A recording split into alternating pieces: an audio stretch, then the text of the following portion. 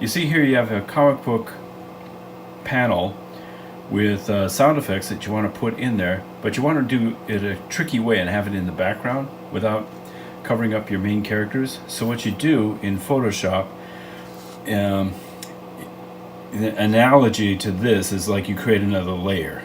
You duplicate this, but cut out everything that's going to be in the background, and then you have it on there without it being moved or anything, so you don't really notice it. And then here you have the word layer that you put in, built up with something like an Illustrator or some other software, and put that in there and manipulate it, put it anywhere you want, move it around so that the word balloons don't get in the way. The following is going to be a video that shows this in detail, but this is kind of like the analogy of the elements that you're putting together. So I hope you enjoy it.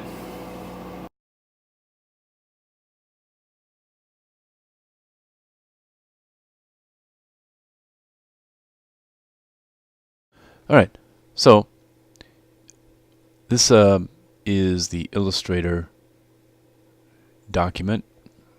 And let me click it on. You can see we have these layers, and I built everything up. If I shut off the layers that are not the words, you can see. There we go. And then that's the part. Excuse me. That's the part right there that I want to throw into the Photoshop document. So let's see if I can just simply select it and if it'll do it for me. Looks like it did. Good. And we want to change this now into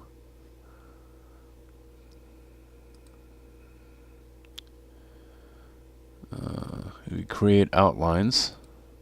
So we take away all of the editing and font choice properties and turn this into vector lines. And another step here I'd like to do,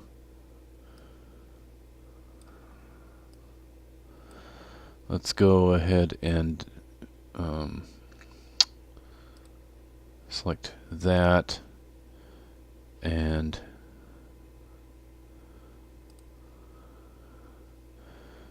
we'll make the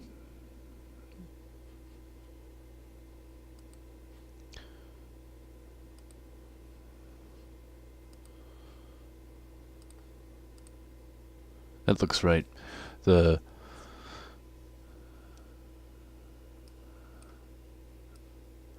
letters will be yellow with a red outline, and then let's go ahead and select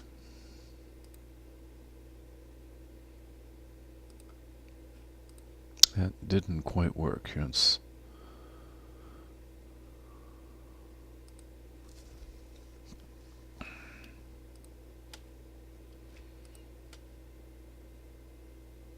Good. Okay. I'm not going to go through the details of how you do that. I'm assuming if you're familiar with selecting objects and getting what you want, let's just go ahead and call that what it is. And here we go. I believe, if I'm not mistaken, I did the lines in a blue, and then the top layer was simply white. See if that looks right. No, not quite.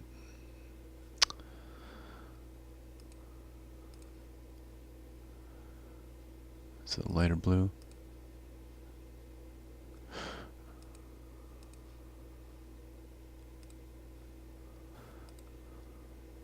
Alright. So, let's just copy this. And we will leave this Illustrator file. Don't save what you have. And then we'll go into the Photoshop file. Photoshop document.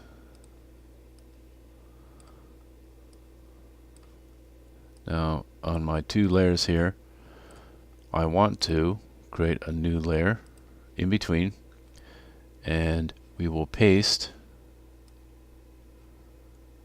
and it'll give you a choice. I believe Smart Object works.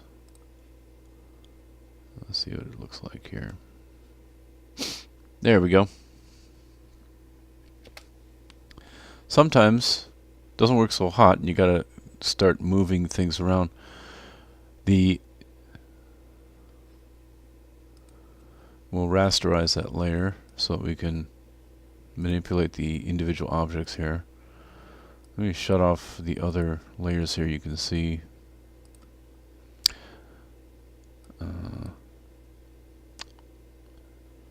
oh, I kind of made a mistake. I did not have to create a new layer for this. Okay, still kind of a learning curve for me too. There we go. There's the letters. Zoom it in. A little bit jagged edge, but the editability of this editability is vastly improved. And here's a good example of what it looks like without any layer manipulation. I just put it right on what I got there, okay? And then I turn on the top layers, and I notice a curious thing that up here the notes are going over. That might be a bit of a problem.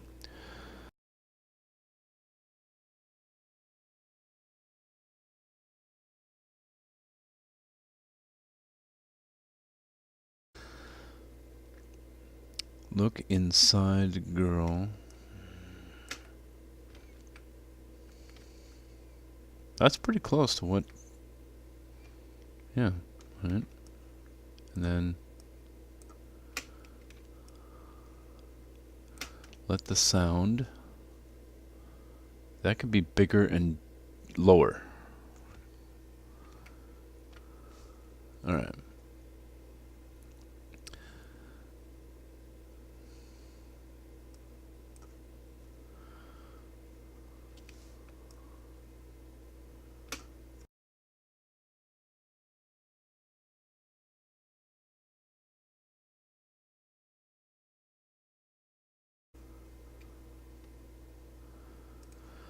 So let me actually lasso. Ooh boy, this is gonna be tricky. I'll just do the note as well. Okay. Yeah, do both notes. Maybe later I'll figure out a way to manipulate that. And then I'm in the correct layer. Let's move this down.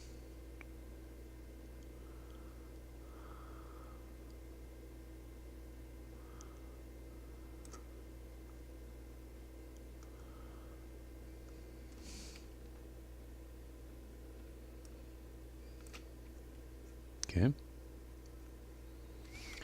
And then I'll go with the lasso and the deselect tool. So I'll just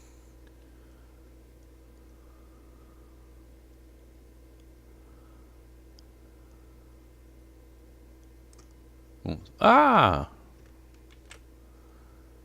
That's not what I wanted. It removed it entirely. Okay, let's just I'll just lasso this again. Hey, you know what? Here, I know what I'll do. Let's go here and move this note. Here's where you gotta like carefully cut in between the thing. It's no longer a vector line.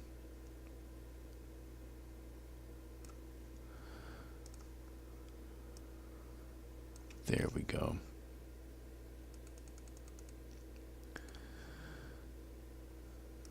Let me just move way up here and I'll deal with it later. And then we'll take the lasso tool and move this one up there. Okay. And then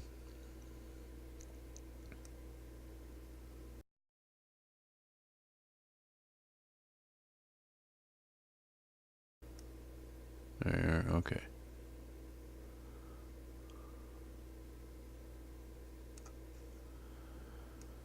Edit, transform, how about rotate a little bit? You can do all sorts of stuff. Let's rotate that down. Let's stretch out, transform, how about distort? So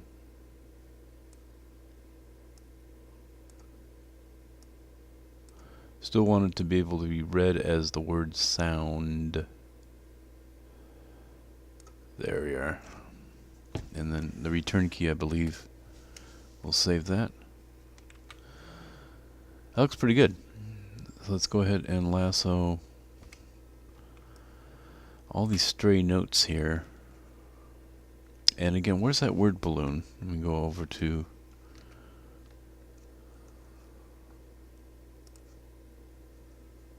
okay. It's pretty high up. There's room right over her forehead.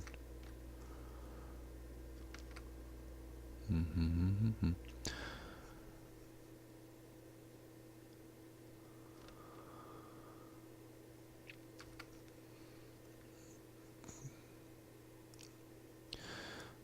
I can make these a little bigger. Let's go ahead and do that.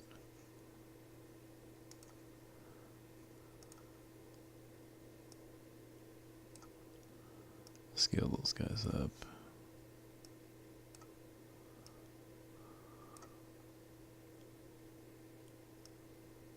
Move her down too. Keep it nice and tight with that. Or just hit the return key. There we go. And then this tricky little guy right here. Okay, we'll cut away that note.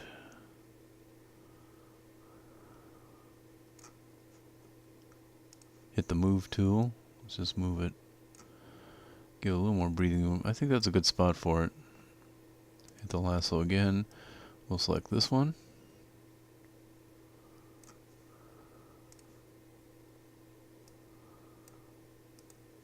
While I'm at it here, let me show you something too. Kind of unrelated to what I'm working on, but I went and mocked up this best-selling book from around 1973-74. Turned into a movie. You might have heard about it.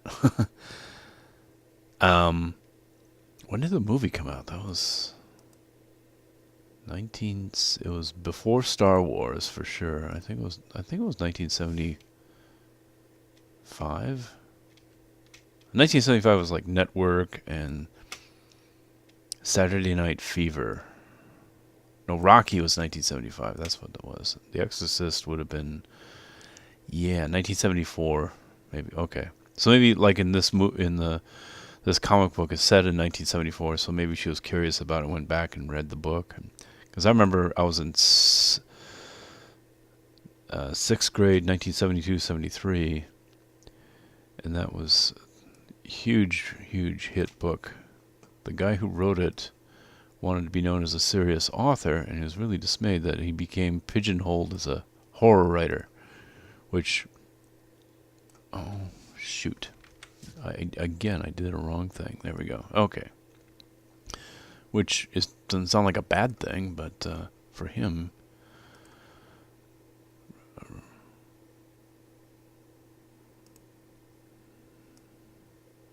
Peter Blatty was his name,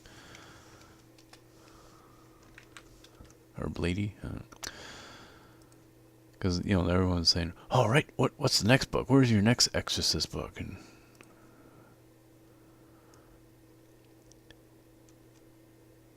I think horror movies always seem to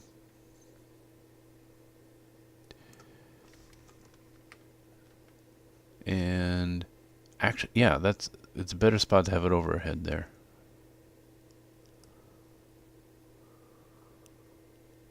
In fact, let me go over here. Maybe I can hit the option key, move tool, and then the option. We'll make another one. There we go. Yep. Boom. We'll put another one right in there. And then rotate a little bit. Cool. There we go. Notes don't stand out all that much, but that's a good thing. I don't want it to detract. Let me go over here and I'll lasso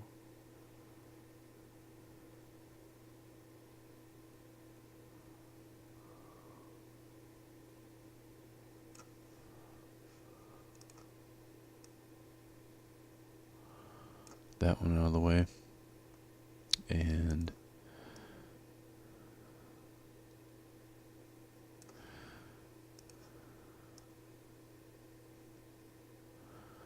that one out of the way. Okay.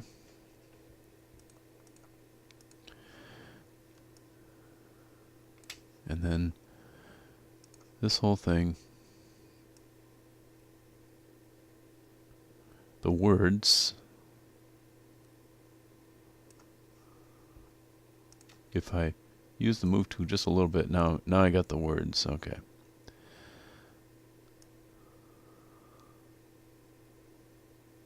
Take you away.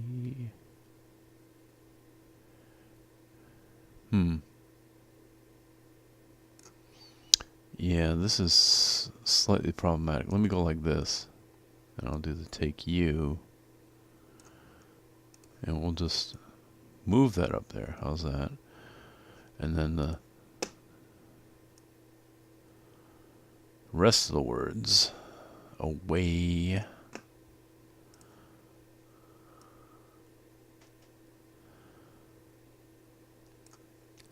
And let's go edit, transform, scale. And then we'll do a distort here.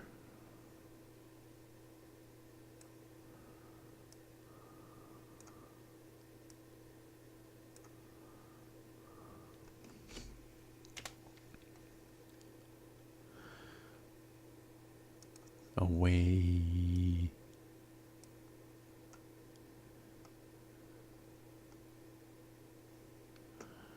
Alright, and then this over here, take you.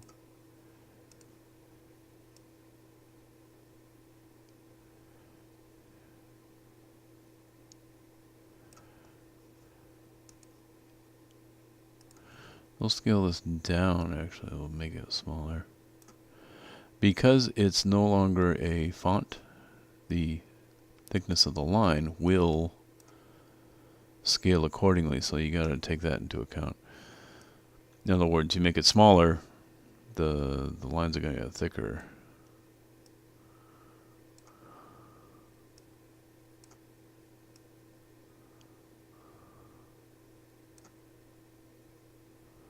There we go. Take you away. Alright. Take you. Oh, good. So the word balloons are well above that. I lose the naked woman. That's okay. There's more than enough nudity in the previous panels. This is actually it's more interesting because now it's kind of hidden. It's a little more naughty looking, maybe. And then let's see the note.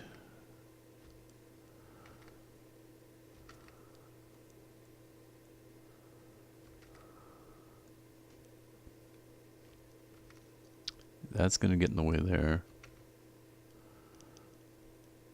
Toot toot. I got the note down there.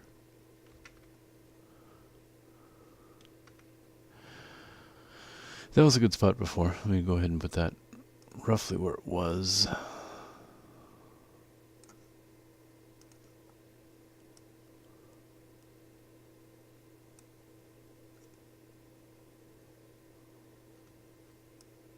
What's wrong with over there? Oh, we can't do that because that's behind the guy. Yeah, that's right. In fact, let me take this one instead. This one's got a nice tilt.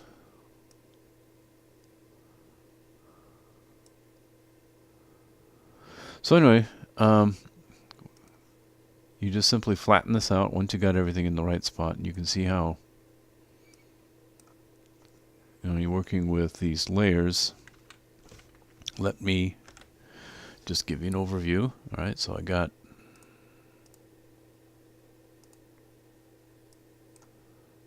there's the objects that I made in Illustrator. and there they are right on top of the art. But then I created another layer of art exactly identical, but with stuff cut out with a layer mask. And I'm going to apply these layer masks before I finish up with this document. In other words, the masking will become permanent. It will block out the information you don't want to see.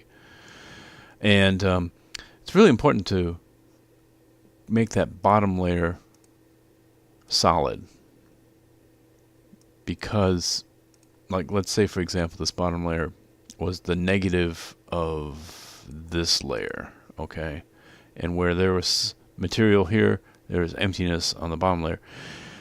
A lot of times it doesn't quite made up perfectly, and you'll see lines, you'll see gaps going around it. If you make the bottom layer solid, your eyes will blend it together. If there's any discrepancies, you won't notice them. So it's a little pro tip there. And as you can see, it's really turning out cool. The style I chose here is the lettering is as it is. It gets in the way of the art and is kind of obnoxious, but then you're in a bar with a lot of loud music and that's the same way. So visually, the lettering is doing the work that loud music will do. It there's not really good communication going back and forth. And again, when I'm monkeying around with all these different layers in Photoshop, it's good to work in Photoshop to manipulate this and not, say, have this ported over into Illustrator with the individual layers there, because you get these really funky, ugly white lines around all the objects, especially on an older computer that I have. And when you create this page into a PDF, sometimes those lines stay there. But doing it this way, simplifying it as a smart object, was that what it was called? Or I forget exactly what it was, but it's basically a manipulatable object and no longer a vector line drawing. Then then you have stuff that's more based on what it looks like. You can still manipulate it pretty well as an object, not as letters. So if you misspell one of these words, you've got to make sure you got the spelling right before you're at this stage, for sure. Back in that Illustrator document,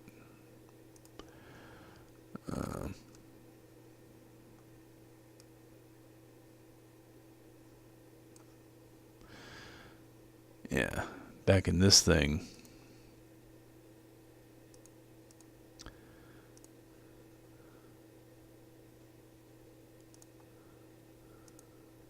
of course you had the you can do all sorts of stuff. I'm not going to move this around, but you can type in stuff. Here I literally, whoops. Well, I'm not going to save anything. Let's see if I can double click it, and there we go. The font size went up, okay? And the spacing was played around with. And so I really went into there. That way, if I change where this word is here, it moves everything up. If I remove this, it moves everything back. It's hard to explain, but it's easier at that stage to get the lettering right when you're treating it as lettering. Once you got the spacing pretty good, then you can change the color and treat it as an object. That's it.